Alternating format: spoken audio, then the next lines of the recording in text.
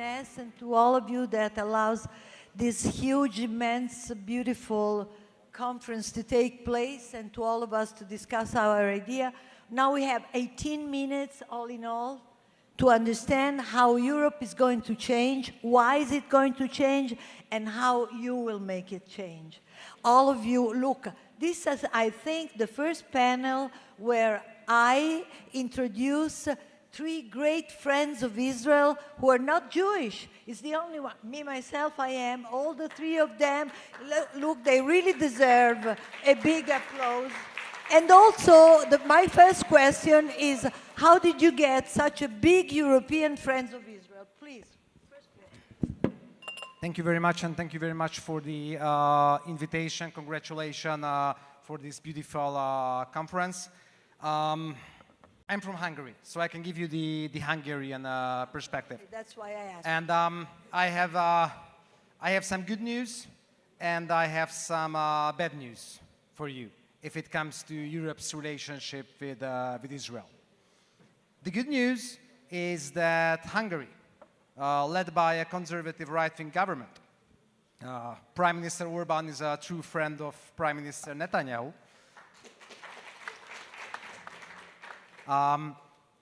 Hungary is the beacon of hope if it comes to God, homeland, and the family in Europe. And Hungary is Hungary's leadership may be the only one remaining strong ally of Israel in the European Union. So the good news is that you do have a reliable partner, a reliable friend, a reliable ally in Europe, and that is Hungary and Hungarian conservatives, it's for sure. The bad news is that the landscape is changing dramatically in a negative way in Western Europe. The rise of anti-Semitism, the rise of anti-Zionism, what you described as Israelophobia, am I right? Yes, you are. Goes hand in hand with mass migration in Western Europe. And it's not only about the anti-Semite and anti-Zionist and anti-Israel protests on the streets and in the public voices in Western Europe, but it's also about that Western leftist and progressive leaders are passively or actively supporting. They are supporting this anti-Semitic, anti-Zionist, anti-Israel rhetoric, and I tell you why. Because they want to gain votes. The left already left its previous blue and white collar workers as the original voters, and now they are trying to find new voters. That's why they are making gestures. That's why they are trying to get the sympathy of the migrants. Yes. Who are already there in France, in Italy, in Germany, in Spain, etc. Does the fact that, for instance, your leader courageously decided to exit ICC brings him consensus or not? Because you're speaking about consensus now. Also, a gesture like this, being on the side of Israel, can bring consensus to a leader, or it is something that in the West, it is something that will never help a leader to grow. You have just 30 seconds. I can assure you that the Hungarian right will stand with Israel, and the sign for this is that Hungary withdrew from ICC, and Hungary stands up for Israel in the European Parliament, at the General Assembly of the United Nations, etc. But to answer your other question, I think, just in a nutshell, one sentence, I think from this perspective, Western Europe is lost. Sorry for that. Do you share this opinion coming from a parliament where you are actually a minority and being in a courageous fight against this anti-Israeli attitude? What is your feeling? Can you win the battle or Europe is lost?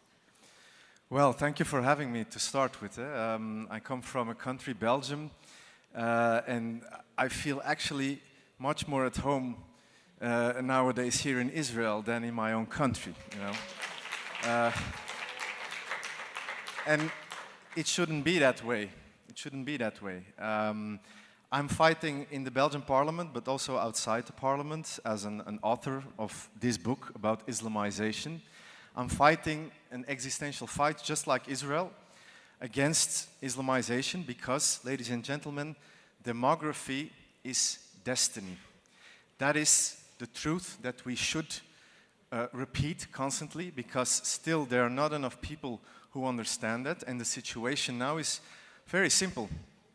Muslims come in massive amounts, in big amounts, and the Jews, they get more and more oppressed, they get more and more harassed. In the city where I'm a city councilor, the city of Antwerp, where we have a big Jewish community, 20,000 Jews, every day now we have an anti-Semitic incident going from spitting to verbally attacking to physically attacking, and mostly, not always, but most of the times the perpetrators are Muslims.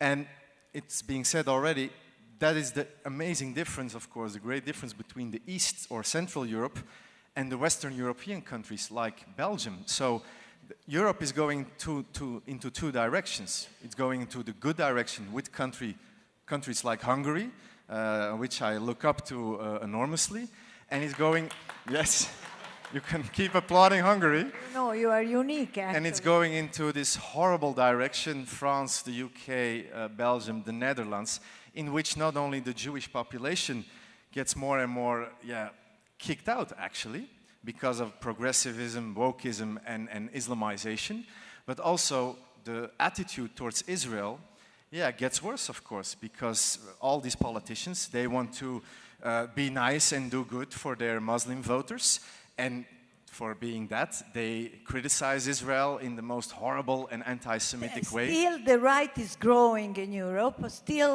there is a better sensation nowadays. Italy, Austria, Germany, Belgium in the future, maybe Holland, they are all going to the right. So, I mean, is there a hope? This is something that I am asking to you all. Yeah, of course. A quick answer, and then I pass to... No, you can answer to this quickly. Is there a hope about that? Is Europe going to change? This is the real question.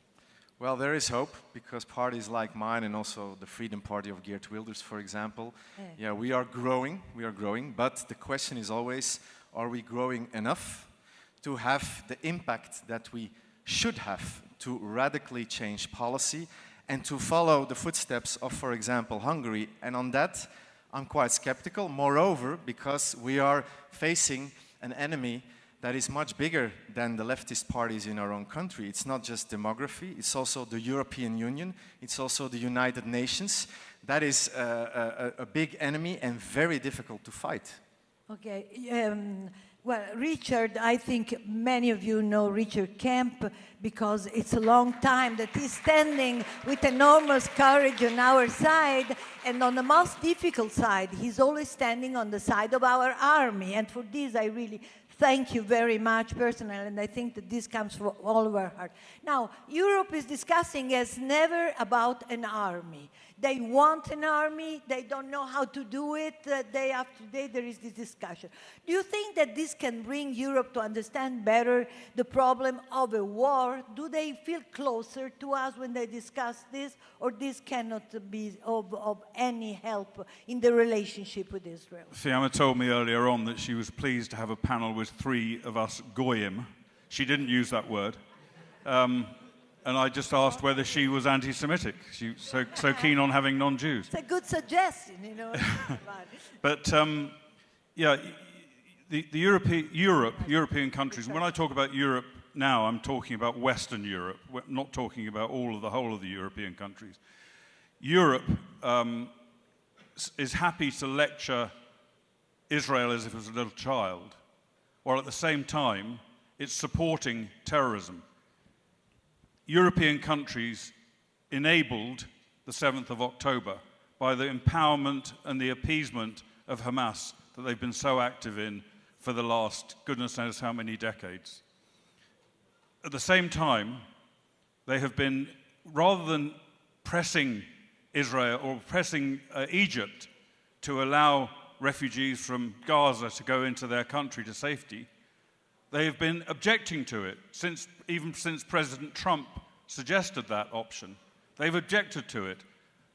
It's extraordinary, absolutely beyond, and in fact the reality is that by suggesting it, it shows they, as Hamas are, want to use Gazan civilians as human shields. That's their purpose, to stop Israel achieving its objectives. The reality, ladies and gentlemen, is that Europe is broken, the EU is broken, NATO is defeated in Ukraine. We've got a situation where in European countries, while in Israel something like 9% of GDP is allocated to defense last year, normally it's around 5%, most European countries struggle to get anywhere near the 2% they're objected to spend on GDP. Even if they had the weapons that they need, do they have the political will, do they have the cultural capability of actually fighting a war? In Britain, there was a survey done a couple of months ago which suggested that only or less than 11% of young people aged 18 to 27 would fight for their country, an extraordinarily low number. And you just look at the contrast with Israel. We're talking about, and I don't blame these young people in a way, because they don't have the leadership that they need. There is no Churchill in Europe, even though you've got a Churchill here, and we heard from him last night. So is there room today, is there a place to give to Europe a new hint about considering Israel a model and not... They should, and let me, can you show me a photograph? Have you got it available? No? Photograph of what? Ah, okay. The opposite of the orange-haired, keffiyeh-wearing young people protesting on the streets in Britain is this guy. He symbolizes Israeli youth to me. He was shot 3 times. He was shot in the leg, he was shot in the head, and he was shot again in the leg. And what he wanted to do, all he told me he wanted to do, was to get back to the fight. So this is the contrast we have. And my policy advice... The fight that Israel is fighting today is not just a fight for Israel, it's a fight for all of us. And it's not just coming to Europe, it's in Europe now. My policy advice to Europe is 3 words: be like Israel. Exactly. Miklos, I want to know if you will bring your embassy to Jerusalem. Well, you spoke about that. You promised that. I don't know. I'm just an analyst. I'm not a politician. I'm not an official decision maker. If you think that it will happen. Look, what we have seen in the first of all, it's obvious that Hungary itself is a safe haven nowadays for Jews in Europe. Hungary stands, as I mentioned, at every and each international organization with Israel. There is the withdrawal of Hungary from ICC, and the staunch support also in communication and PR from the Hungarian right towards Israel. We, the Center for Fundamental Rights, we were the very first European, or I think worldwide, the first organization that organized a pro-Israel conference right after the deadly Hamas attack. The conference was on the 9th of October back in 2023. That was the very first in Budapest in Hungary. So I cannot speak in the name of the decision makers, but symbolic gestures are extremely important, I do agree. But what you should know that I mentioned, if there is one country, if there is one political force on the side of the sovereigns which supports Israel in its fight for God, homeland, for family, for protecting its borders, for upholding its statehood, for protecting its families, that is Hungary. That is for sure. Bravo. Sam, one of the images that show how unfriendly Europe can be is when your prime minister, he is De Croo, right, was standing in front of Rafah just 2 days after the 7th of October, telling that Israel must not enter in there and just praying for a ceasefire right away. What were your feelings there? And please explain us how this can be overcome. Yes, my personal feeling was that I want to run away as fast as possible, away from Belgium and come to Israel or to Hungary, for example. But listen, when it comes to the Middle East and Israel, and also Islam and Judaism, the Jewish people, there are in Belgium two types of politicians.